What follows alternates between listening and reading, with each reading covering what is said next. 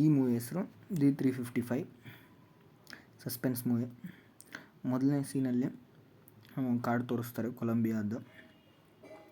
ಈ ಕಾಡಲ್ಲಿ ಒಂದು ಸೀಕ್ರೆಟ್ ಹೌಸ್ ಇರುತ್ತೆ. ಈ ಸೀಕ್ರೆಟ್ ಹೌಸ್ಗೆ ಇಬ್ಬರು ಟೆರ್ರರಿಸ್ಟ್ ಬರೋರು ಇರ್ತಾರೆ. ಇಬ್ಬರು ದೊಡ್ಡ ಟೆರ್ರರಿಸ್ಟಲ್ಲಿ ಒಬ್ಬನ ಹೆಸರು ಎಲಿಜಾ ಕ್ಲರ್ಕ್. ಇವನು ವರ್ಲ್ಡಲ್ಲಿ ನಡೀತಿರೋ ಕ್ರೈಮ್ಸ್ಗೆ ಮೇನ್ ಫೈನಾನ್ಸಿಯರ್ ಆಗಿರ್ತಾನೆ. ಇವನು ಇನ್ನೊಬ್ಬ ಟೆರ್ರರಿಸ್ಟ್. ಇವನಿಗೊಬ್ಬ ಮಗ ಇರ್ತಾನೆ. ಅವನ ಹೆಸರು ಜೆರೋನಿಮೋ ಅಂತ. ಇವನು ಡ್ರೈವ್ ಕಂಡುಹಿಡಿದಿರ್ತಾನೆ. ಆ ಡ್ರೈವಿಂದ ದೇಶದಲ್ಲಿ ಎಲ್ಲೇ ಬಾಂಬ್ ಬ್ಲಾಸ್ಟ್, ಏರ್ ಕ್ರ್ಯಾಷಸ್ ಮತ್ತು ಸ್ಟಾಕ್ ಮಾರ್ಕೆಟ್ ಹ್ಯಾಕಿಂಗ್ ಎಲ್ಲ ಮಾಡ್ಬೋದು. ಎಲ್ಲ ಥರ ಕ್ರೈಮ್ಸ್ ಒಂದೇ ಕಡೆಯಿಂದ ಹ್ಯಾಕ್ ಮಾಡೋಷ್ಟು ಕೆಪಾಸಿಟಿ ಇರುತ್ತೆ.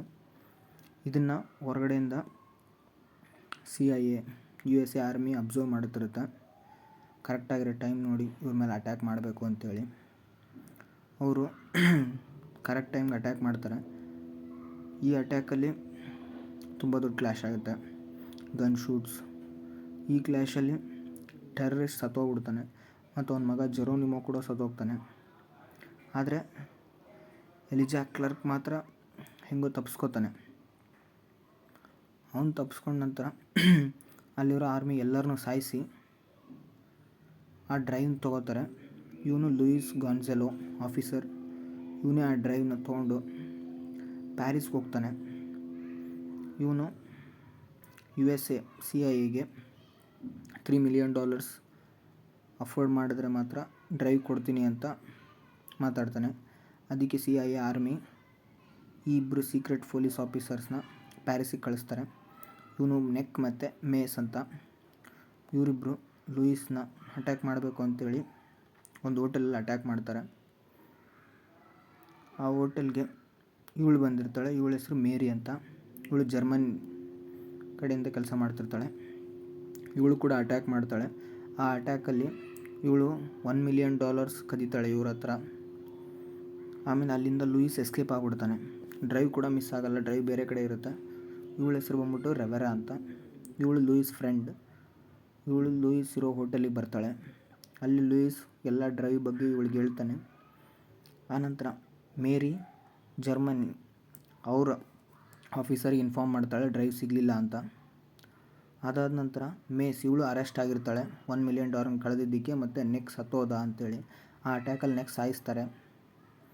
ಆನಂತರ ಮೇಸ್ ಒಂದು ಚಾನ್ಸ್ಗೋಸ್ಕರ ಲಂಡನ್ಗೆ ಹೋಗ್ತಾಳೆ. ಅಲ್ಲಿ ಅವಳ ಫ್ರೆಂಡ್ ಖಲೀಜಾ, ಅವಳ ಪಾರ್ಟ್ನರ್ ಹೆಸರು ಅಬ್ದುಲ್, ಅವಳನ್ನ ಮೀಟ್ ಆಗ್ತಾಳೆ. ಆ ಖಲೀಜಾ ಈಗ ಹೆಲ್ಪ್ ತೊಗೊಂಡು ಹೆಂಗಾದರೂ ಮಾಡಿ ಲೂಯಿಸ್ನ ಹಿಡಿಬೇಕು ಅಂತ ಅವರಿಬ್ಬರು ಪ್ಯಾರಿಸಿಗೆ ಬರ್ತಾರೆ. ಪ್ಯಾರಿಸಲ್ಲಿ ಲೂಯಿಸ್ನ ಅಟ್ಯಾಕ್ ಮಾಡಬೇಕು ಅಂತೇಳಿ ಲೂಯಿಸ್ ಡ್ರೈವ್ನ ಒಂದು ಕಡೆ ಸೇಫಾಗಿ ತೆಗೆದಿಟ್ಟಿರ್ತಾನೆ. ಆ ಡ್ರೈವ್ನ ತೊಗೊಂಡು ಡಾಕ್ಟರ್ ರೆವೆರಾಗೆ ಕೊಡಬೇಕು ಅಂತ ಎಕ್ಸ್ಚೇಂಜ್ ಮಾಡೋ ಟೈಮಲ್ಲಿ ಮೇರಿ ಕೂಡ ಪ್ಯಾರಿಸಿಗೆ ಬಂದು ಅವ್ರ ಹತ್ರ ಅಟ್ಯಾಕ್ ಮಾಡಲಿರ್ತಾಳೆ. ಆಮೇಲೆ ಮೇರಿ ಮತ್ತು ಮೇಸ್ಗೆ ಫೈಟ್ ಸ್ಟಾರ್ಟ್ ಆಗುತ್ತೆ. ಇದೇ ಗ್ಯಾಪಲ್ಲಿ ಒಬ್ಬ ಏಜೆಂಟ್ ಲೂಯಿಸ್ನ ಸಾಯಿಸ್ಬಿಡ್ತಾನೆ. ಆದರೆ ಲೂಯಿಸ್ಸು ಆ ಡ್ರೈವ್ಗೆ ಒಂದು ಟ್ರ್ಯಾಕರ್ ಹಾಕಿರ್ತಾನೆ. ಇವನೇ ಅದು ಏಜೆಂಟ್. ಇವನು ಲೂಯಿಸ್ನ ಸಾಯಿಸ್ತಾನೆ. ಲೂಯಿಸ್ ಸತ್ತೋದ ಅಲ್ಲಿಗೆ. ಅದಾದಮೇಲೆ ನೆಕ್ಸ್ಟ್ ಆ ಡ್ರೈವು ಏಜೆಂಟ್ ತೊಗೊಂಡು ಹೋಗ್ತಾನೆ. ಆದರೆ ಇದಕ್ಕೆ ಕಾರಣ ಅಂತ ತಿಳ್ಕೊಂಡು ಡಾಕ್ಟರ್ ರೆವೆರಾನ ಅರೆಸ್ಟ್ ಮಾಡ್ತಾರೆ. ಅಲ್ಲಿಂದ ಮತ್ತೆ ಮೇರಿ ಬಂದು ಡಾಕ್ಟರ್ ರವಿನ ಕಿಡ್ನಾಪ್ ಮಾಡ್ಕೊಂಡು ಅವ್ರ ಮನೆಗೆ ಕರ್ಕೊಂಡು ಹೋಗ್ತಾಳೆ. ಅವ್ರ ಮನೆಗೆ ಇವರು ಮೇಸ್ ಮತ್ತು ಖದೀಜಾ ಇಬ್ಬರು ಅಟ್ಯಾಕ್ ಮಾಡ್ತಾರೆ. ಆ ಅಟ್ಯಾಕಲ್ಲಿ ಅವ್ರಿಗೆಲ್ಲ ಒಂದು ಕನ್ಕ್ಲೂಷನ್ ಸಿಗುತ್ತೆ, ಏನಂದರೆ ಅವರೆಲ್ಲರಿಗೂ ಒಬ್ಬನೇ ಎನಿಮಿ ಅಂತ, ಎಲಿಜಾ ಕ್ಲರ್ಕ್ನ ಅಟ್ಯಾಕ್ ಮಾಡಿ ಆ ಡ್ರೈವ್ನ USAಗೆ ಕೊಡಬೇಕು ಅಂತ. ಅವ್ರಿಗೆ ಗೊತ್ತಾಗುತ್ತೆ ಡ್ರೈವ್ ಮರ್ಕೋಲಿದೆ ಅಂತ ಟ್ರ್ಯಾಕರಿಂದ.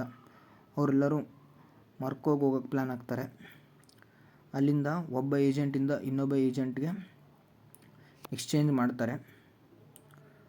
ಆಮೇಲೆ ಓಲ್ಡ್ ಏಜೆಂಟ್ನ ಸಾಯಿಸ್ಬಿಡ್ತಾರೆ. ನೆಕ್ಸ್ಟ್ ಬಂದಿದ್ದು ಓಲ್ಡ್ ಏಜೆಂಟಿಂದ ಖದೀಜಾ ತುಂಬ ಬುದ್ಧಿವಂತಿಕೆಯಿಂದ ಆ ಡ್ರೈವ್ನ ಕದೀತಾಳೆ. ಆ ಡ್ರೈವ್ನ ಕದ್ದು ಅವರೆಲ್ಲರೂ ಆ ಡ್ರೈವ್ನ ಓಪನ್ ಮಾಡೋಕ್ಕೆ ಟ್ರೈ ಮಾಡ್ತಾರೆ.